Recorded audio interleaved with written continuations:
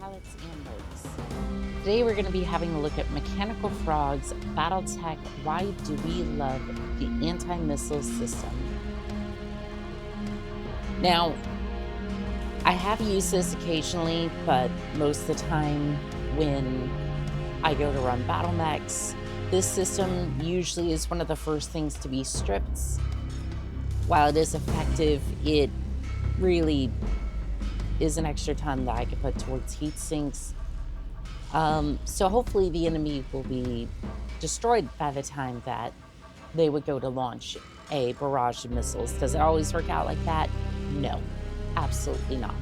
But that's the hope anyways.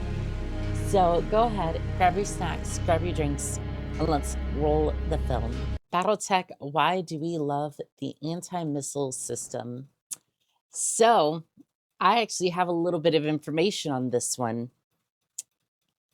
This, if I remember correctly, is the Sea-Wiz, the Vulcan anti-air missile system. Basically, it's an onboard computer that just goes burr across the sky and knocks out a missile system. Now, the only reason I know this is because someone in my family worked on one of these before they were eventually swapped out. Again, we're going to leave that a little ambiguous because I prefer not to put their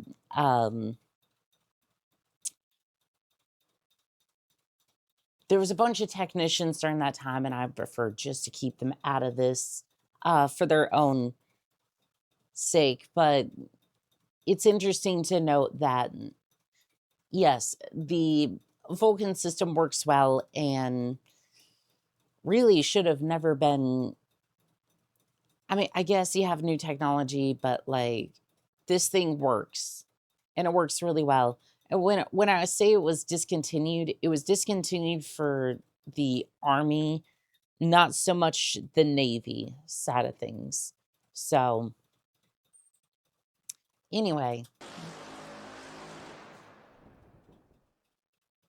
That sound is so strangely reassuring, especially if you know the source.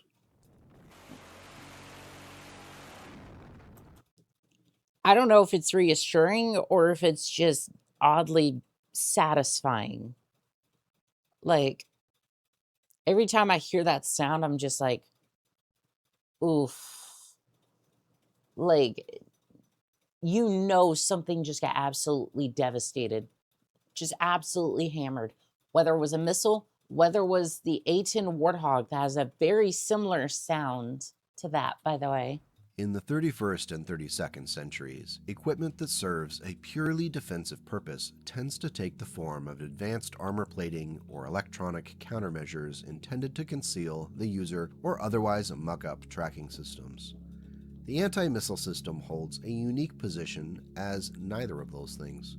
Introduced in 2617 by the Terran hegemony researchers, the anti-missile system, used across vehicles, battle mechs, static defense installations, and aerospace assets, is an evolution of a much earlier design that dates back to the 20th century. Though the more modern version is far more effective than the original designs, the principle is the same. Throw enough metal at an incoming salvo of missiles to destroy them before they hit the target. Unlike other systems, the AMS fires independently from the mech warrior's input to act immediately when an incoming threat is detected. Which is funny because while it fires quickly in this version and the MechWarrior Online system, you'd be forgiven for thinking that the computer is so slow that you couldn't. There's no possible way the AMS system would respond in time. Does it? Yes. But from a MechWarrior's perspective, you're hearing, warning, incoming missile. Whereas the bitching Betty from MechWarrior 3, missile launch detected. You see the difference there?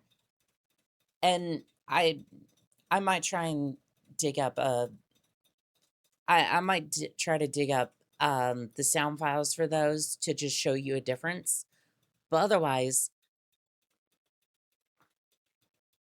from the computer side of things, you would not know, you would not trust your computer system to defend you with the AMS for MechWarrior 5 here or for MechWarrior Online. Clans, you're brought up to believe that your mech would protect you because it's super advanced technology, but I don't know. It runs on the Computer same systems then computer. track and aim the rapid-fire machine gun to take down as many incoming missiles as possible. One of the major drawbacks of the AMS is its consumption of ammo, which is prolific. Thousands of rounds of ammunition are expended in even a very short burst, and that means the benefit of the AMS is considerably limited. 1 ton of standard inner sphere ammunition will provide an average of 12 incoming salvos. The clans tackled this issue by switching to flechette ammunition, which doubled the amount of shots to an average of 24. Still, during a longer engagement, the protection of the AMS is effective yet fleeting. Like so many other technologies that relied upon advanced computer systems, the anti-missile system was lost to the inner sphere following the Ameris coup and Civil War. It wasn't recovered until 3040 by the Federated Commonwealth.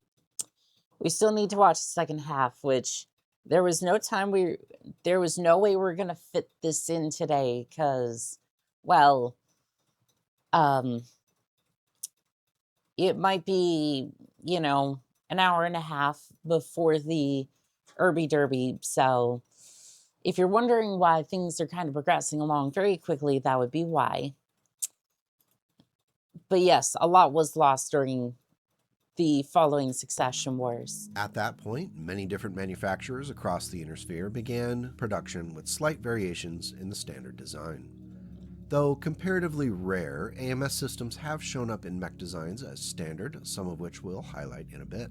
The game rules for the AMS are relatively easy once you walk through the process a few times. If an attack is successfully rolled with a missile weapon, or even a series of missile weapons during the phase, the target equipped with the AMS can decide if they want to use the system to shoot down some of the incoming missiles. The choice is important because the AMS can be engaged only once per turn. That means the targeted player will have to decide if the incoming missiles are a bigger threat now than any missiles that might come later in the turn. If the target mech has equipped multiple AMS systems that are within the firing arc of the incoming missiles, the targeted player can choose which system applies to which flight of missiles in the order of his or her choosing. For an example, let's say this Atlas is the target of an incoming flight of 20 LRMs from the forward firing arc. The player makes the choice to engage the Atlas's AMS located in the left torso, which is aimed at the forward arc. Great, step 1 complete. Now that the attacking player knows their missile flight is being targeted by the AMS, they roll their 2d6 for the value on the cluster hits table. For this roll, it's a 10.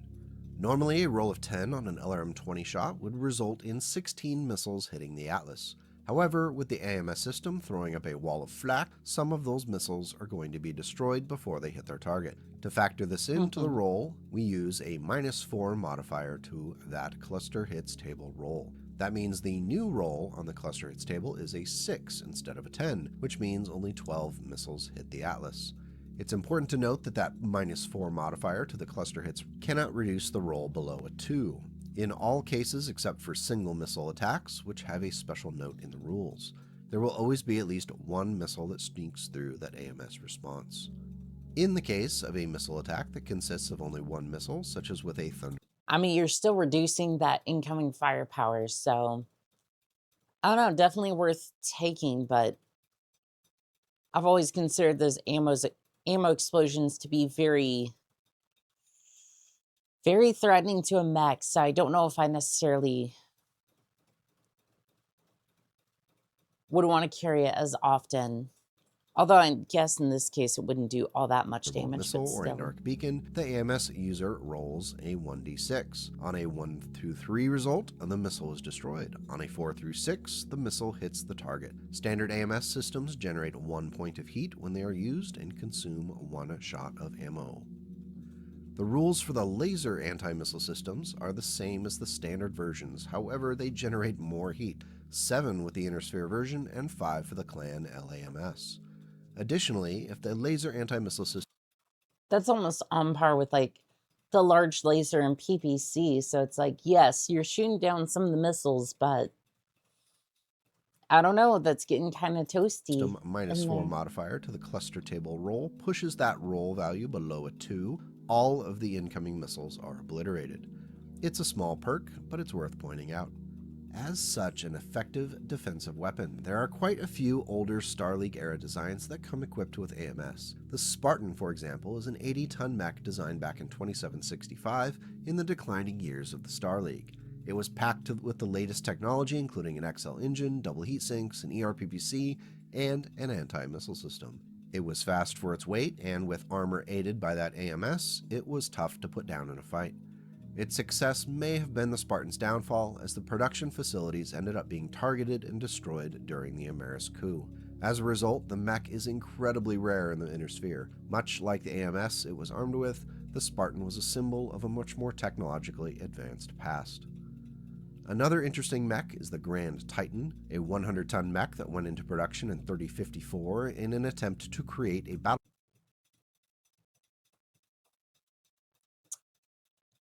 I don't know, that looks like when I look at this head design, it looks like a transformer. I'm just gonna come out and say it. It looks like a transformer. It looks like it could be like Optimus Prime or Mech that something. could go toe-to-toe with clan mechs and win. It is another recipient of cutting-edge technology, including that XL engine, endosteel, double heat sinks, 18 tons of armor. Included in the litany of pulse lasers and missile weapons is a MacArthur AMS, located in the head of the mech. The pulse lasers and SRMs lend the mech to close-range brawling, for which the anti-missile system could extend the life of all of that armor over the course of the fight. Being a much newer design than the Spartan, it's frequently seen in military units across Free World League space. The third highlight is my personal favorite of the bunch as a mix of form and function. The 95-ton Cerberus is another Inner Sphere assault mech from 3054, much like the Grand Titan, but unlike the brawler we just discussed, the Cerberus is built to kill at a distance with a pair of Gauss rifles. With only 11 tons of armor, A pair of goose rifles, you say? Okay. I was noting that the cockpit looks a lot like the Uziel. Clan mech from around 30, I want to say 3058, something like that. I haven't seen too many of them. They usually come from like Mech Warrior 4, but this thing, what'd you say the name was again? But unlike the brawler we just discussed, the Cerberus is built to kill at a distance with a pair of Cerberus. Gauss Okay. rifles. With only 11 tons of armor, the mech needed to keep its distance and limit the number of incoming shots. The MacArthur anti-missile system, located on the mech's head, helps with that, cutting down the number of LRMs that can streak in, while the mech can focus on pouring more Gauss rifle shots downfield. It's notable that the variants of the Cerberus across the years in multiple groups all leave the AMS in place, which is a testament to the system's value for the mech. I think the anti-missile system is one of those things that can be really quite effective in the battlefield, though its benefit isn't always immediately obvious. It's not always easy to quantify the value of a few armor points here and there for damage not applied. It could add up to be more than just the number if it ends up keeping the damage from a PPC shot from going internal by those 1 or 2 damage points. It is for that reason that I can happily say that the anti-missile system is a piece of Battletech equipment that deserves some love. Do you have a favorite mech that comes with an anti-missile system? Is it something you swear by or have abandoned entirely as a waste of space? Let me know in the comments below and we can keep the conversation going. As always, I really appreciate the input and support for the channel as we continue to build something positive. It has been a joy to do my part to boost Battletech over the past year and going into 2023, which I think is going to be a very good year for fans of big stompy mechs. If you want to watch more, check out the Why Do We Love Medium Range Missiles video linked above. Take care and go make the world a slightly better place today and tomorrow. You know, it's funny that he says that. First off, I'm going to address the AMSs. They are not a waste of space. However, I do tend to drop them a little bit in favor of heat sinks and various laser systems, mostly because I tend to run a lot of those and it just usually don't end up with enough tonnage for that to make sense, but I should start running them for longevity reasons. On the other side of things, I am happy to do my part to keep big stompy robots not only alive but going into the future, because I don't see a lot of VTubers in this space, and I gotta say, where are the rest of y'all? Like, I know there's a couple of VTubers here in this space, but like not to this extent. Like, I know there's a couple of you VTubers out there who love big stompy robots. I know there's like Wasteland and Sunny, but other than that, like, I haven't seen too many people in the Battletech space as much as I am. We need more people in this space like that. But anyways, I think the anti-missile system is a good one. I might be fielding it a little bit more if I can find the tonnage in my mechs for that, but that would require me to give up space from heat sinks and lasers, and I don't know how effectively that's going to go. So if you want to support the original creator, click the link in the description for the video, or also in the cards as well. Other than that, this has been Annika, signing out.